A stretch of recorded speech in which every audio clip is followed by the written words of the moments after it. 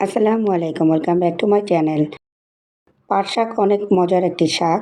অনেকেই পাট শাক ভাজি করতে জানেন, তবে পাট শাক কীভাবে সঠিকভাবে ভাজি করলে খেতে অনেক বেশি মজা হবে এবং পাট শাকে যে তিতা তিতা ভাব এবং আঠালো ভাব থাকে সেটিও আর থাকবে না। পাট শাক ভাজি করার পরে ঝরঝরে হবে। এইসব টিপস সহকারে আজকে আমি ভাজিটি করে দেখাবো। প্রথমে আমি এখানে 2 মুঠো পাট শাক নিয়ে নিয়েছি। পাট শাক 2 রকম হয়, একটি তিতা আরেকটি হচ্ছে একটু মিষ্টি টাইপের। তো আপনারা দেখে বুঝে কিনবেন। আমি 2 মুঠো পাট শাক নিয়ে নিয়েছি। পাট শাক রান্নার পর একেবারেই কমে যায়। আমি প্রথমে পাট শাক যারা কুটতে পারে না তাদের জন্য একটু দেখিয়ে দিচ্ছি। আমি জানি সবাই পারেন। প্রথমে আমি পাট শাকগুলো পাতা ছিঁড়ে নিচ্ছি। আপনারা চাইলে বোটা ফেলেও দিতে পারেন, নাও ফেলতে পারেন। তবে এই পাট শাকের ডাঁটা নেওয়া যাবে না। পাট শাকের ডাঁটা নরম থাকে ছোটো অবস্থায়, তবে এই ডাঁটাগুলো খাওয়া যায় না, ফেলে দিতে হয়। পাট শাকে আমি অন্যভাবে একটু কেটে দেখাচ্ছি। এই যে বোটাটা থাকে সেটা টান দিয়ে ফেলে দিতে পারেন, তবে আমি এই বোটাটা ফেলে দিব না।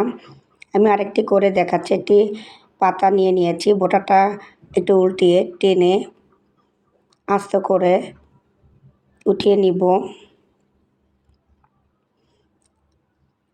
আমি আস্তে আস্তে করে এই পাতাগুলো সুন্দরভাবে বেছে নিয়ে নিচ্ছি, তবে অবশ্যই খেয়াল করে পাতাগুলো বেছে নিতে হবে, অনেক ময়লা এবং পোকা থাকতে পারে। আমি সবগুলো পাতা নিয়ে নিয়েছি।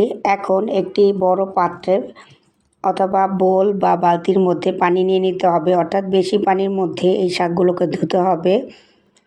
এই শাকের মধ্যে প্রচুর পরিমাণ বালু থাকে, তার জন্য অবশ্যই একটু বেশি পানির মধ্যে ধুতে হবে। আমি 4 থেকে 5 বার পানি পাল্টে পাল্টে ধুয়ে নিয়েছি। এখন শাকগুলোকে হাফ ইঞ্চি সাইজ করে কেটে নিতে হবে। আপনারা চাইলে আস্ত ভাজি করতে পারেন, তবে যদি হাফ ইঞ্চি সাইজ করে কেটে নিতে পারেন সেক্ষেত্রে ভাজিটা খুবই সুন্দর ঝরঝরে হবে এবং দেখতেও সুন্দর লাগবে, খেতেও অনেক বেশি মজা হবে। আপনারা দেখে বুঝে নেবেন কতটুকু সাইজ করে আমি কেটেছি। আমি চাকুর সাহায্যে কাজটি করেছি, আপনারা বটির সাহায্যেও কাজটি করে নিতে পারবেন। তবে এই সাইজটি করে কাটলেই বেশি ভালো।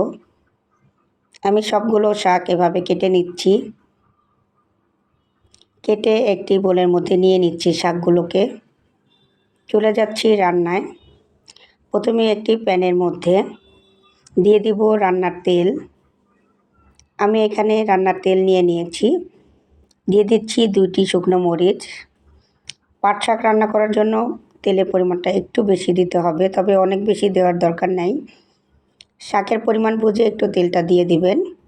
দিয়ে দিচ্ছি 2টি পেঁয়াজ কুচি এবং 5টি রসুন ফালি কুচি। পাট শাক ভাজির মধ্যে যদি রসুন দেন সেক্ষেত্রে পাট শাকের ফ্লেভারটা অনেক সুন্দর হবে। যখন পেঁয়াজ এবং রসুনের কালারটা ব্রাউন হয়ে যাবে তখন এর মধ্যে দিয়ে দেব কেটে রাখা পাট শাকগুলো। আমি পাট শাকগুলো দিয়ে দিচ্ছি। সাথে দিয়ে দিব 8 থেকে 9টি কাঁচামরিচ ফালি। আপনারা আপনাদের ঝাল অনুসারে কাঁচামরিচ দিয়ে দিবেন, তবে পাট শাকে একটু কাঁচামরিচের পরিমাণটা বেশি দিলে ঝাল ঝাল হয় এবং খেতে অনেক বেশি ভালো হয়। দিয়ে দিয়েছি হাফ চা চামচের থেকে একটু কম লবণ। যেহেতু পাট শাক একেবারেই কমে যায় ভাজার পরে, তাই লবণটা অবশ্যই কমিয়ে দিতে হবে। বেশি দিলে লবণটা অনেক বেশি হয়ে যাবে। 1 মিনিট নেড়ে দিয়েছি, শাকগুলো একেবারেই কমে গিয়েছে। এখন ঢাকনা দিয়ে দিব। তবে পাট শাক রান্না করতে কোনো পানি থাকা যাবে না। পানি ভালো করে ঝরিয়ে তারপরে কিন্তু ভাজি করতে হবে। আমি ঢাকনা দিয়ে ঢেকে রেখেছিলাম 3 মিনিট। 3 মিনিট পরে ঢাকনা তুলে একটু নেড়ে দিচ্ছি। যেহেতু পাট শাক একটু সিদ্ধ হতে সময় লাগে, তার জন্য আবারও ঢাকনা দিয়ে ঢেকে দিব। ঢাকনা দিয়ে ঢেকে দিচ্ছি আরও 2 মিনিটের জন্য। 2 মিনিট হয়ে গিয়েছে, ঢাকনাটা তুলে নিচ্ছি। আবারও নেড়ে দিচ্ছি।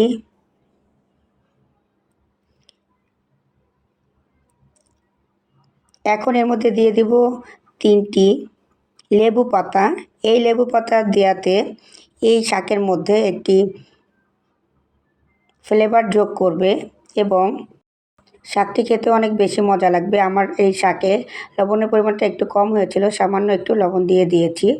এখন নেড়ে নিতে হবে মিডিয়াম আঁচে এবং যখন শাক থেকে পানিটা একেবারেই শুকিয়ে যাবে, শাকগুলো ঝরঝরে হবে, তেলটাও দেখা যাবে, তখন বুঝতে হবে পাট শাক ভাজিটি হয়ে গিয়েছে।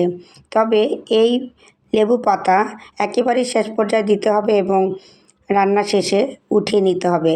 লেবু পাতা দেওয়ার পরে বেশিক্ষণ নাড়াচাড়া করা যাবে না, তাহলে এই শাক ভাজিটি তিতা হয়ে যাবে। আপনারা অবশ্যই লেবু পাতা দিয়ে এই শাক ভাজিটি খেয়ে দেখবেন এবং চাইলে আমাকে জানাতে পারেন কেমন হয়েছে। রেসিপিটি ভালো লাগলে লাইক, কমেন্ট, শেয়ার এবং চ্যানেলটি সাবস্ক্রাইব করবেন। সবাইকে আমার সাথে থাকার জন্য অসংখ্য ধন্যবাদ জানাচ্ছি।